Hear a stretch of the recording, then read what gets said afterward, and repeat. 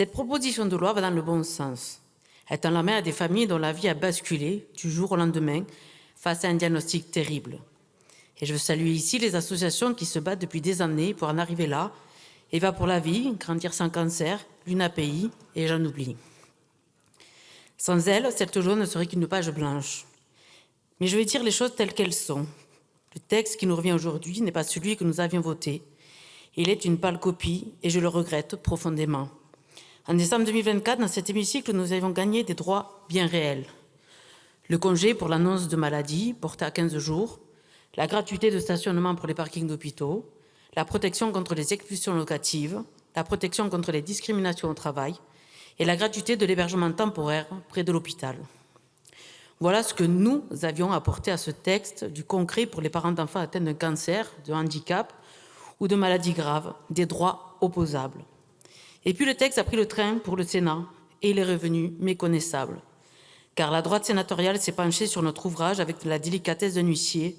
Ligne par ligne, elle a fait l'inventaire de nos avancées pour mieux les emporter. La gratuité des parkings, disparue. Et pourtant, les 3/4 des hôpitaux qui disposent d'un parking en ont confié la gestion au privé, donc sont payants. La protection contre les expulsions, envolée. Alors que près d'un quart des ménages français locataires du parc privé restent sans aucune protection. La protection contre les discriminations au travail, abandonnée, ne gardant qu'une protection minimale du contrat de travail. Les congés pour annonce de la maladie pour les parents réduits de 5 jours. De 15, il est tombé à 10, 5 jours volés à des parents qui viennent d'apprendre que leur enfant a un cancer ou une maladie grave. Et je rappelle qu'en première lecture, avec mon groupe parlementaire, nous demandions même 22 jours pour encaisser le choc, organiser les soins et affronter les démarches. L'hébergement près de l'hôpital, ouvert au public lucratif. Et cerise sur le gâteau, ils ont glissé un ticket modérateur. Autrement dit, une avance de frais pour que ces familles aient le droit de dormir au chevet de leurs enfants, et ce, seulement si elles en ont les moyens. Mais à qui profite le crime? Toujours les mêmes, aux bailleurs, aux concessionnaires, aux grands hôteliers, jamais aux familles. Et que se passe-t-il aujourd'hui? Le rapporteur nous demande d'adopter ce texte conforme, sans un amendement, sans débat, au nom de l'urgence.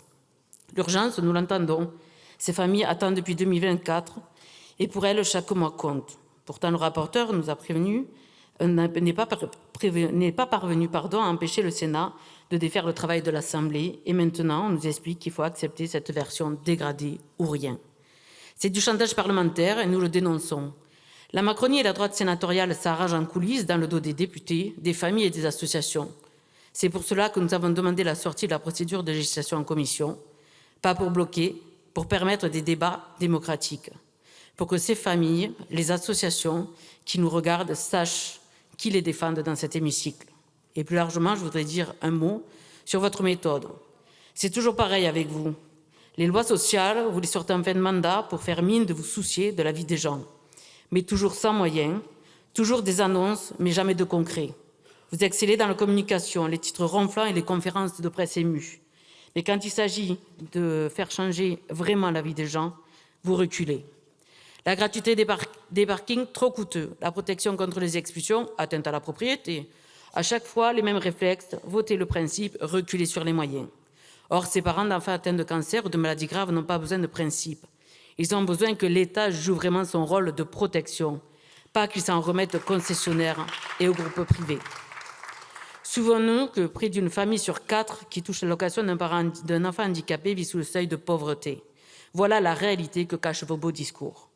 Malgré tout, nous voterons ce texte en l'état, parce que les familles en ont besoin, parce qu'elles patientent depuis 2024 et bien plus, parce que même amputés, ils sauvent quelques avancées, mais que ce soit clair, nous voterons sans illusion et sans complicité avec votre récit. Ce n'est pas une grande loi, c'est un minimum syndical, une version au rabais de ce qui aurait pu, de ce qui aurait dû être. Alors prenons date. Si vous voulez une vraie politique pour les familles d'enfants malades, si vous voulez une vraie justice sociale, si vous voulez un État qui vous protège réellement, alors il faudra un changement de paradigme. Ce changement, nous le porterons avec Jean-Luc Mélenchon en 2027. Je vous remercie.